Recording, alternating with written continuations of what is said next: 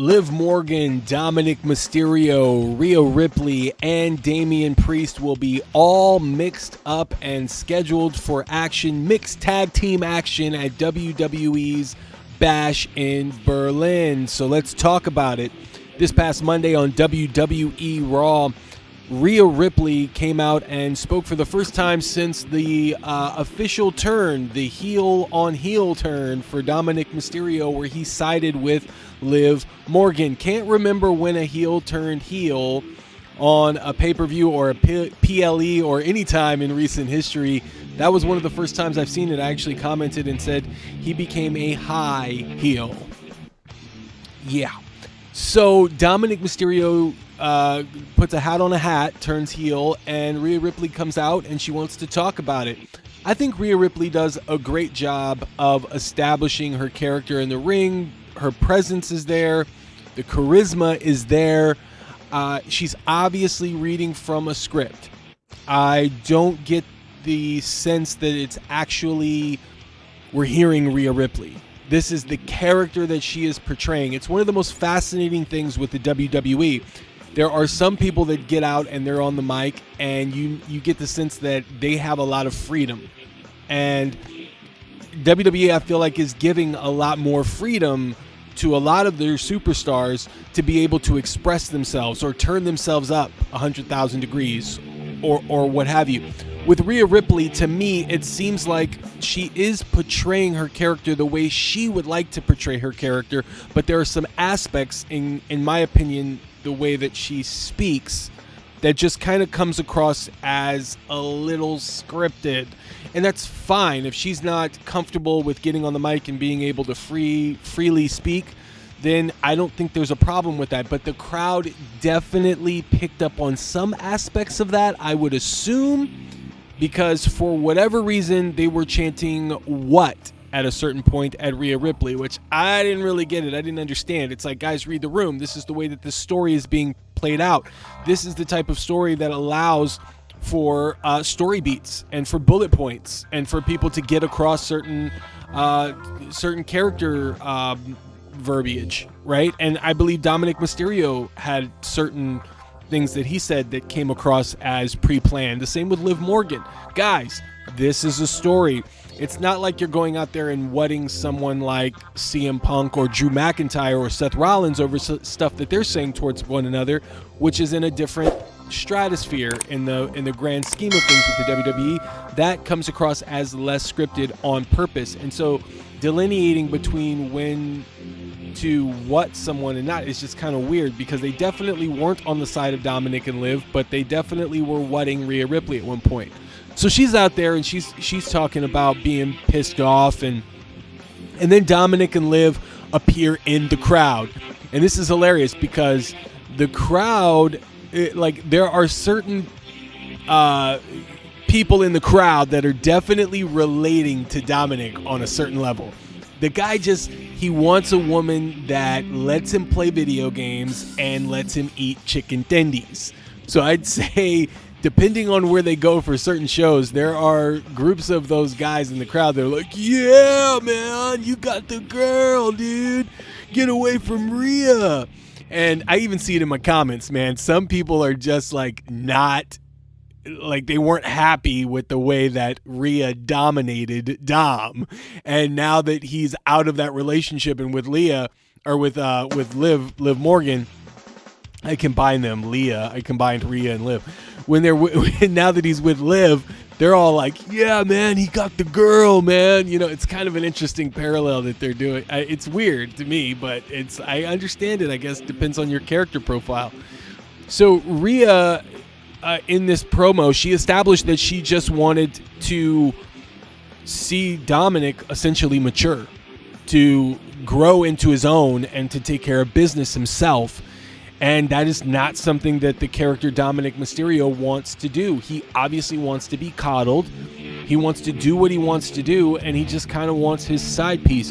So Dominic has gone from trying to chase Rhea Ripley to now getting the type of love that is going to overinflate his ego and maybe cause him to get into more trouble. And I think we're seeing hints of that already, where Damian Priest showed up in the crowd. There was a big brawl, and then for whatever reason, when the Terror Twins, Damian Priest and Rhea Ripley, were in the ring and they were going to hug, he decided to get on the top rope and go for a Macho Man Randy Savage double axe handle. Hilarious. And it also laid weight to Rhea Ripley potentially hitting the Riptide. She didn't get to. Liv Morgan pulled him out, which we could possibly see the Riptide happen at Bash in Berlin. So it got me wondering, like, this is the first match in the next chapter of this story going forward. Obviously, Finn Balor is going to get involved in some way. Finn Balor, should he get involved and cost him the match is the question. Damian Priest had a big loss at SummerSlam. Rhea Ripley had a big loss at SummerSlam. So the way that I'm calculating this, it seems to me that we're going to see Rhea Ripley and Damian Priest end up victorious. Maybe some post-match beatdown. Maybe Awesome Truth. Actually, you can't say Awesome Truth is going to come out because they just squashed R-Truth with Bronson Reed. So that's interesting. So maybe, post-match beatdown from Judgment Day, the new Judgment Day, or whatever they're going to call themselves. I saw a couple of things on the internet where they were going to call themselves Street Trash. I don't know how they're going to be able to pull that off. That's going to be interesting. Judgment Night. It's a great 90s movie. Emilio Estevez. I think he was in that movie. It had a great soundtrack. It can go by Judgment Night. That's a good idea. I don't know. Demon Night, right? Demon Night, and then have Finn Balor go full demon mode, because we've all been... I get it. I understand that, like, a lot of people are probably like, you're not going to see the demon Finn Balor because that's going to get too big of a pop. And I totally understand that. But I still like to see it.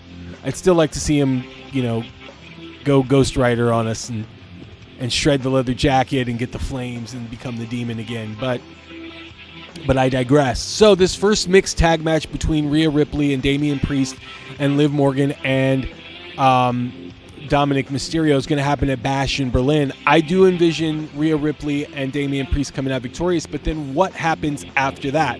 Now, I alluded to this in previous videos, but Rhea actually alluded to this on her promo, where she stated that she's tired of Liv running from her. So that to me was a sparkle. It was a hint that we may be seeing a Hell in a Cell match between Rhea Ripley and Liv Morgan. It's the only way that Rhea can actually get her hands on Liv and Dominic potentially not be involved. But you and I, everybody listening, you all know Dominic is eventually going to get involved in this cage match. He's going to find a way in the cage, or he's going to find a way on top of the cage. Something is going to happen in regards to that. So I'm looking at that as the next program. I'm also looking at Damian Priest and Finn Balor in a singles match. But they can go a lot of different routes with this. I have stated in other videos that I hope that they go the traditional Survivor Series route at the PLE this year for Survivor Series, and somehow have Finn Balor, Liv Morgan, Dominic Mysterio, and maybe JD McDonough or Carlito involved in a 4-way or in an 8-man tag with maybe Damian Priest, Rhea Ripley. You can add R-Truth and The Miz to that as well. I think that is something that they could do, and they can really stretch this going into the next WrestleMania. I believe you can get a couple of matches out of Rhea Ripley and Liv Morgan throughout this whole program, and I'm really curious as to how they're going to develop this relationship between Liv and Dominic. Dominic is going to want, at some point, it seems like they're heading to a point where he's going to want more. He's not going to get fulfilled. And he's also going to get an overinflated ego that's going to get him in a lot of trouble. And that's where I feel like they're leading here. They're leading to these two different parallels and really building the emotional character depth of these characters in a very interesting way, where eventually Dominic is going to get himself in trouble and realize maybe he's in over his head, and either Liv doesn't really like him the way that he thinks, or that Dominic is actually growing tired of the type of love that Liv is getting him, aka you're smothering me.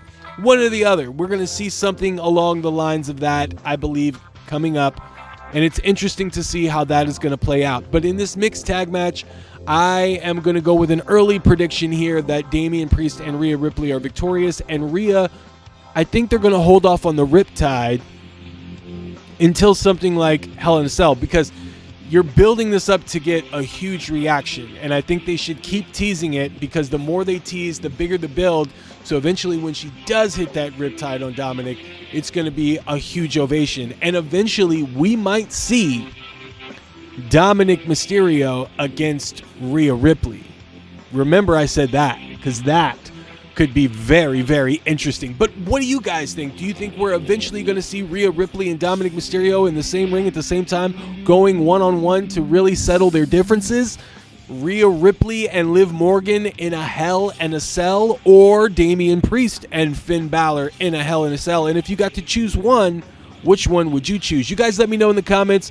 Thumbs up on the way out, you guys. Very excited to see what's going to happen at Bash in Berlin, and very excited to see what you guys think about it all. Let me know in the comments, and as always, see you soon.